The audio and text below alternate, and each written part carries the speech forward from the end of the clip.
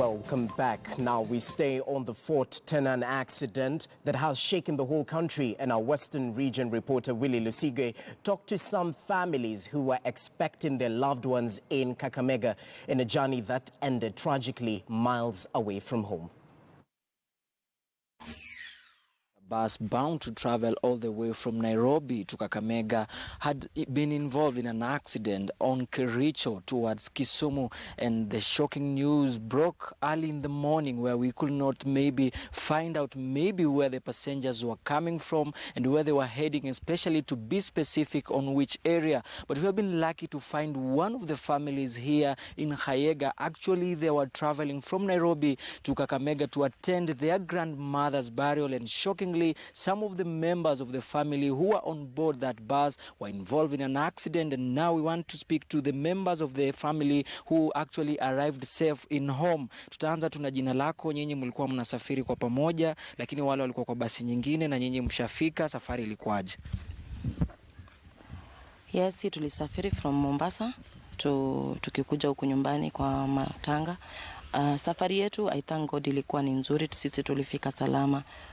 Yeah, but wenzetu wenye walikuwa wametutangulia ambaye ni mawifi zangu, au ndio all of a sudden tulipigiwa simu wamepata accident. Yeah, but walikuwa wamepanda basi ya from Nairobi to Kakamega, na sisi tulikuwa tumepanda from Mombasa to Kakamega. Yeah. Labda ile safari mlikuwa mnazungumza na wao mkija, najua ni kipindi kigumu na kinahitaji nguvu, labda mmeweza kupokea habari wamefikia wapi?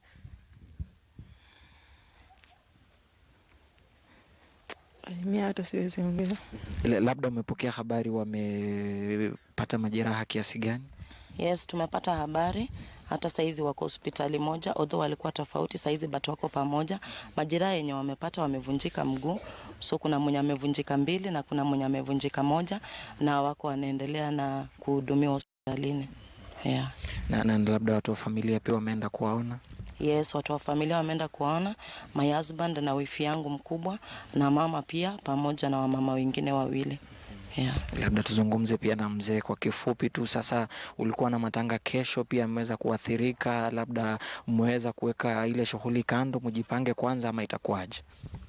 Sasa mimi nilitaka hao walikuwa naenda mama na yule mama mwingine akipepa hapa, ndio tutajua tutafanya nini. Sasa siwezi kuanza kupanga chochote kwa saa hii. Labda wale wa familia yako ambao walifika salama ni wangapi? Wale walifika salama ni 5. Yeah. Wale walikuwa 2 peke yake? Wale walikuwa 2 peke yake ndio wamepata shida. Wasichana wote? Wasichana wote. Yeah.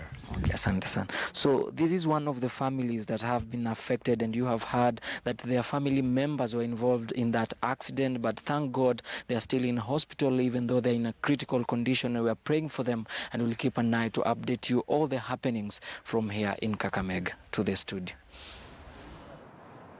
Now, survivors of the deadly crash are getting treatment in 3 different hospitals, including Kericho Referral Hospital, Fort Tenan and Muhoroni Hospital. Now, Kevin Ogutu spoke to some of them in Muhoroni.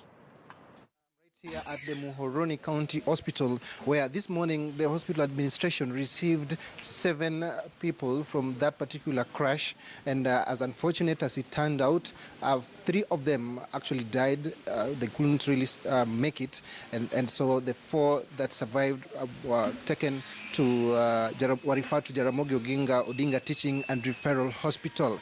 So earlier on, we were at the Fort Tenan Sub-County Hospital in Kericho County, where from the accounts of some of those who were in that ill-fated bus say that they were quite over 70 in number, a number of them having to make do with soda crates, and some had to stand actually in between the seats. So that made it quite a big number, well over the carrying capacity of the bus in question. So regarding what happened, or rather those who were brought here by police, I would like to get the accounts of the hospital administration here at the Muhoroni County Hospital, who will probably explain to us how the situation, that how it was in the morning, and how you managed to handle the entire situation that arose, because of course we understand that it was an emergency, and of course as an hospital you had to do what you can. So you mentioned to me earlier on that there were 7 in number, is that correct? Yes, that's true. Okay, fine. I'm Salim Onyango. I'm working here in this hospital. I'm a clinical officer. It was at some minutes to 7 when we received 7 injured patients who were in a critical condition. They were brought by the police from the accident which took place at Fort Tenant.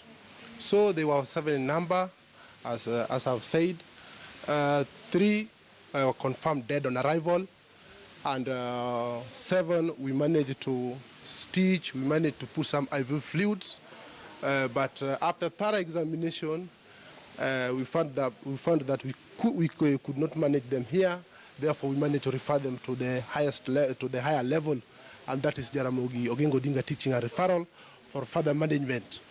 That's what we did, and we hope that the management at the higher facilities will do as much as possible to make the life come back to normal for them, God willing, probably. Thank you so much. Take us through the kind of injuries that these particular people had suffered. Yeah, okay. Most of them had severe head injuries, and others had multiple fractures with also bruises, which we managed to stitch here. But the major reasons that we had to refer them were the severe head injuries and also the fractures that they had.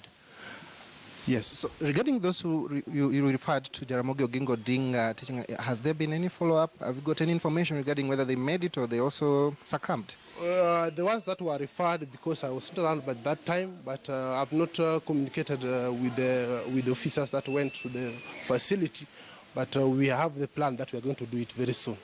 Well, thank you very much for that comprehensive update on what really transpired right here. So from this end, one thing that is important to note is that Muhoroni County Hospital is quite a distance from that particular scene, and as he has aptly told us, they were brought here by police officers. And of course, this now makes part of the statistics of the over 50 that have now succumbed following that tragic accident. Of course, as I mentioned earlier on, one of the survivors told us that they were quite more than the required number that the particular bus is supposed to carry. The initial figure that was given was 52, but according to this person, this survivor who was recuperating at the Fort Tenant Sub-County Hospital, there could be well over 70 that were aboard that particular bus, making it quite a risky journey that was. And of course, earlier on, some of the survivors told us that there was a bit of push and pull, the bus having to leave Nairobi well past midnight because of a number of passengers were there actually were not supposed to be there in the first place. This bus being western bound, that's Kakamega bound, but there were those who were supposed to alight in Kisumu and all that. So a number of issues here. Of course, the police is doing their bit to piece together what could have happened and to also make sure that we get to the bottom of this. So something interesting about this particular scene is that it's on a steep. It's quite steep area. It's on there, and of course, from what we managed to see, it looks like the bus really flew over the guardrails, which makes it quite a risky place that the Kenya National Highways Authority may need to relook that particular part of the Lundiani-Kisumu Highway. Well, thank you. Obviously, we're still following up on that ill-fated accident that happened in Kericho County. We'll definitely keep you updated, but we want to take a look at some of the condolence messages that have flown in from various leaders and Kenyans alike. President Uhuru Kenyatta says, "My heartfelt condolences to the families of fellow Kenyans who lost their lives in a tragic road accident at Fort Tenant in Kericho County this morning, and wish those in hospital quick recovery as authorities investigate the cause of the accident with a view of taking action." That is President Uhuru Kenyatta, as well as adding that he would like to remind drivers to always exercise caution to avoid such catastrophic accidents or incidents. There you Other leaders have also given their take. Musalia Mudavadi, the ANC party leader, passing his condolences to the families of victims of the deadly road carnage that occurred this morning.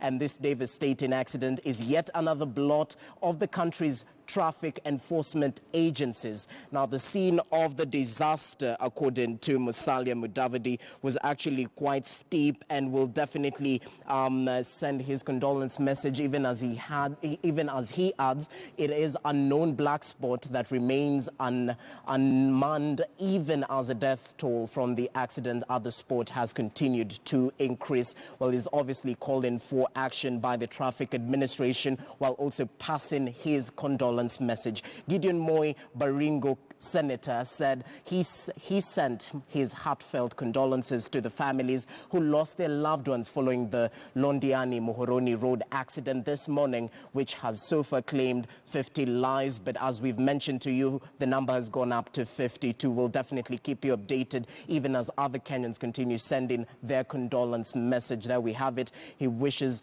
to all. He wishes to call all on the doctors attending to the survivors to diligently do their best to save their lives. We will keep you updated. As you've seen, our reporters are spread across Kericho County following up on this sad turn of events.